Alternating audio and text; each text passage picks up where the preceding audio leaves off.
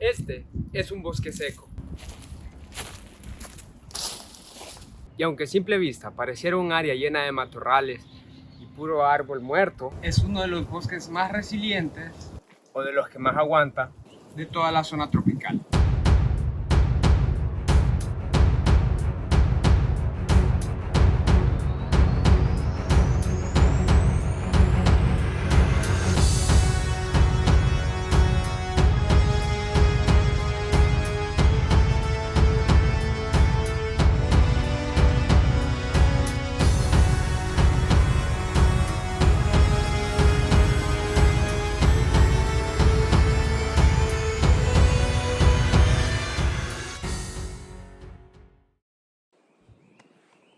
Los bosques secos aquí en El Salvador guardan un increíble secreto. Y es que, como su nombre lo dice, en la temporada donde no hay lluvia, en donde la tierra se seca, donde no pueden ellos obtener su recurso vital, que es el agua, pues cada árbol que está acá, cada especie, cada planta vegetal, pues se seca. En estos momentos estamos justo en la entrada del invierno.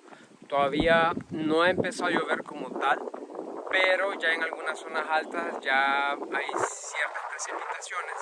Esto nos indica que está a punto de entrar el invierno este año. Entonces, el bosque seco venimos a verlo antes de que haga su transformación o su proceso. Y un gran indicador de esto es en realidad la selaginela, porque en este momento nosotros podemos ver que la selaginela está seca, la mayoría está seca, todo está pareciera muerta. Sin embargo, hay unas cuantas pequeñas donde sí ha caído agua que se ve que han resucitado, o más bien dicho, han vuelto a abrir. Esta es una selaginela. Una selaginela es una planta reviviscente, o por así decirlo, de las que resucitan. Estas son plantas que pueden sobrevivir con niveles mínimos de agua durante varios meses o años. Si vemos, la mayoría está cerrada, o por así decirlo, seca. Pero hay algunas que son las que mejor han podido recibir el agua, que están volviendo a abrir, así como esta. Dentro de un mes vamos a volver a visitar esta zona, que estamos en el Parque Tilio Denninger, que es un área natural protegida. De hecho, es de los pocos bosques secos que están protegidos en mi país, para volver a ver toda esta zona, cómo es que ha cambiado gracias a las lluvias. One eternity later. Como podemos observar, ya el invierno entró de lleno en El Salvador. Estamos en una quebrada de invierno en donde hace un mes no hubiera nada de agua. Sin embargo, gracias a las lluvias que han caído, tenemos vida en estos lugares. Hay ciertas especies que a nosotros nos indican que la vida ha vuelto a resurgir en estos ecosistemas, como es el ejemplo de la selaginela. La selaginela ya volvió a abrir, es decir, que ya tiene un suministro constante de agua que la hace que no pierda esta misma agua por la evapotranspiración que se realiza. También el bosque, todo el dosel del bosque ya ha vuelto a resurgir con hojas. Y esto es sumamente común en un bosque seco, como lo es este tipo de bosque en el que estamos. Hace un mes yo no hubiera podido estar sin ninguna protección contra el sol a esta hora del día en este lugar. Sin embargo, gracias a la constante humedad que tiene el bosque y que el follaje de los árboles ha vuelto a resurgir, yo puedo estar cómodamente a las 12 del mediodía en un sitio sin mayor protección que unos lentes de sol. Si bien en el país este tipo de bosque es el que mayor predomina debido a las bajas altitudes que tiene, por lo mismo es el que más se ha depredado, es el más deforestado. Entonces son difíciles encontrar bosques de este tipo que sean bosques primarios. Usualmente han sido talados o quemados o depredados de alguna otra forma. Este bosque en el que estamos, si bien hay una buena cantidad de vegetación, los árboles no llegan a culminar en su mayor tamaño posible debido a que son árboles relativamente nuevos, no como en otros bosques de otros países como Costa Rica o Guatemala, que sí se ha cuidado este tipo de bosque y podemos encontrar árboles de 70 a 100 años, llegando hasta los 50 metros de altura. Lo interesante de los bosques secos es que se pueden ver ciertos fenómenos ecológicos que son un poco peculiares. Atrás mío tenemos una zona bastante verde, bastante poblada de vegetación que no ha perdido su follaje. Esto de allá abajo es un río, eso se llama bosque de galería. Y después de ese río, aquí atrás, tenemos otra loma pelada, sin hojas, que es el bosque seco como tal. Ahorita estamos a una altura aproximada de 200 metros sobre el nivel del mar, que de hecho, si vamos para allá, vamos a ver el mar. Estamos literalmente a menos de 1 kilómetro de la costa. Y es que los bosques secos se caracterizan por estar en alturas bastante bajas. Lo bueno de estos bosques es que las lluvias le llegan por la zona costera, la mayoría de veces. Bueno, aquí en el país así pasa. Ya me puse los lentes porque aquí, como verán, no hay sombra que me proteja.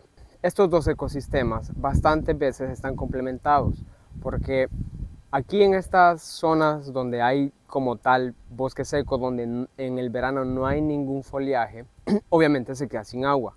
Pero el río sirve como una reserva para el agua, para las especies que viven acá. Entonces, usualmente vemos que hay transiciones de estas especies de un bosque de ribera o un bosque de galería a un bosque seco. Acá estamos, cabal, en la entrada para el bosque de ribera. Vemos acá al principio estamos como en la parte donde no hay nada de follaje. El follaje se le dice a la capa de hojas que tienen los árboles, o sea, todo como lo que cubre. Y allá vemos como ya vuelven a empezar a tener hojas. Eso es porque estamos entrando al bosque de galería o propiamente dicho bosque de ribera. ¿Qué significa? Que hay un río ahí que pasa, que les está dando agua todos los días del año a este bosque. Ahora, quiero que sientan conmigo, no lo van a sentir, pero lo van a ver, cómo hace la diferencia la transición, el paso de un bosque a otro. Vemos cómo se va haciendo oscuro, la verdad. ¡Uy! La verdad es lo único que vamos a sentir, y quizás un poco de cambio en la temperatura por lo mismo. Ahorita ya estamos en el bosque de galería y vamos dejando ese bosque seco de allá. Acá se podría ver como que no hay muchas especies de animales, pero en realidad es por la hora a la que estamos, porque usualmente en la noche es donde más salen.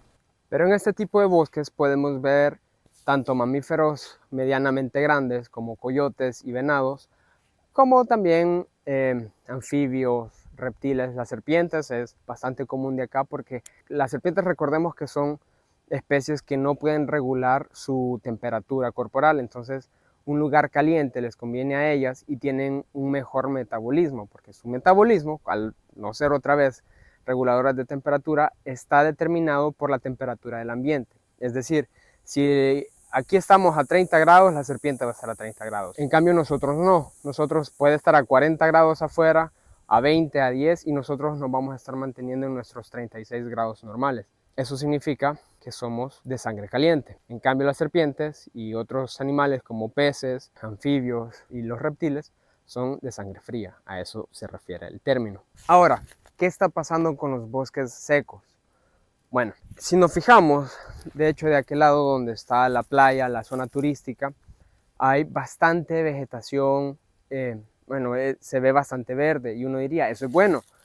Pues más o menos, porque esa vegetación que ven ahí son mayoría vegetaciones ornamentales, es decir, son vegetaciones que se ha plantado por el humano, usualmente árboles traídos de otros lugares que no son propios de este ecosistema, que están afectando a la fauna del lugar. Por ejemplo, ponemos especies de árboles como, que podría decir, el eucalipto, que no es de aquí, de hecho ni siquiera es del continente americano, y puede ser que algunas especies de aves la consuman, como por ejemplo la catalnica, que consume o anida en estos árboles, pero hay otras aves, muchísimas aves que hay en estos bosques que no pueden anidar ahí, y ahí es donde pierde la oportunidad de competir en el ecosistema. Entonces, si la catalnica tiene mayor anidación a otro animal, como por ejemplo una tángara, que es otra especie de ave, la población de la tángara va a disminuir y la catalnica va a subir porque aprovecha ese cambio en el ecosistema que el propio humano ha puesto. Entonces, ¿qué va a pasar? Aquí ya no van a haber tángaras. Y eso solo es un ejemplo, porque pueden haber muchísimas especies más que se beneficien o no de un cambio en el ecosistema. Entonces, el desplazamiento del ecosistema, o sea, nosotros nos venimos comiendo porque la playa es una zona turística, sea donde sea. Entonces, al haber más zona turística, impactamos el bosque seco como tal, porque obviamente nosotros queremos tener sombra en donde estemos recreándonos, si estamos en un restaurante y queremos sombra, y estas especies de árboles no nos las van a dar por la mitad del año. Entonces, las talamos, las quitamos. Y no, la verdad, no es la forma. Entonces, el uso de tierras para otra que no sea el bosque seco es lo que se viene comiendo a este lugar. Otra cosa es bastante la agricultura, ese es otro tema. Hay bastante gente que tiene esos usos o tradiciones agrícolas en las que queman los desechos. Y pues, solo es de ver acá cómo es de fácil que esto agarre fuego. Entonces, perdemos cantidades enormes, hectáreas de bosque seco, por esos incendios. De hecho, por allá hay un cerro quemado, lo vamos a ver. Obviamente perdemos todas las especies que pueden estar en estos bosques.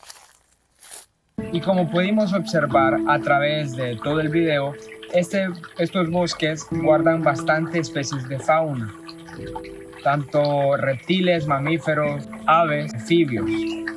Este bosque como tal solo puede conservar la vida, pero es nuestro deber el protegerlo.